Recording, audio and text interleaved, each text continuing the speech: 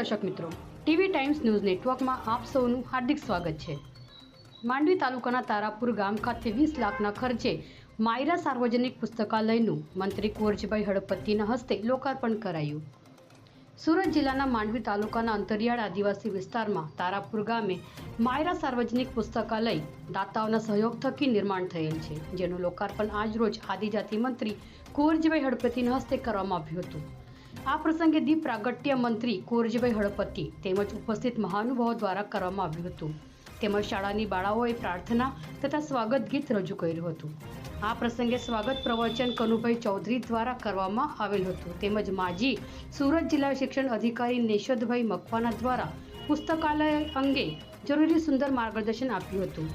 સાંસદ પ્રભુભાઈ વસાવાએ જણાવ્યું હતું કે આદિવાસી જેવા ઊંડાણના વિસ્તારમાં પુસ્તકાલય શરૂ કરવાનું ભગીરથ કાર્ય કરેલ છે, જે માટે સરપંચ કલ્પનાબેન વસાવા તથા જિગ્નેશભાઈ વસાવાને ખૂબ ખૂબ અભિનંદન પાઠવું છું અને આ પુસ્તકાલય વિદ્યાર્થીઓ માટે આશીર્વાદરૂપ બની રહેશે। તારાપુર ગામે સરપંચ શ્રી કલ્પનાબેન અને જિગ્નેશભાઈના કાર્યનિધિની અંદર ગામમાં એક ઉમદા પ્રકારનું કહી શકાય તેવું કામ એટલે ગ્રંથાલયનું કામ। ગામના બાળકો માટે, આજુબાજુમાં ભણતા બાળકોને માટે સારી લાઇબ્રેરી અહીંયા લગભગ 20 લાખથી વધુ રકમની લાઇબ્રેરી આપી છે, માટે હું એમને ખૂબ ખૂબ આભાર માનું છું। આવનારા દિવસોમાં આ જ લાઇબ્રેરીમાંથી કેટલાક બાળકો ભણીને ચોક્કસ નોકરી પ્રાપ્ત કરશે। કોઈ તલાટી બનશે, કોઈ શિક્ષક બનશે, કોઈ પોલીસ બનશે, કોઈ પીએસઆઈ બનશે, કોઈ પીઆઈ બનશે, કોઈ ડીએસપી બનશે, કોઈ આઈપીએસ બનશે અને કોઈ આઈએસ બનશે।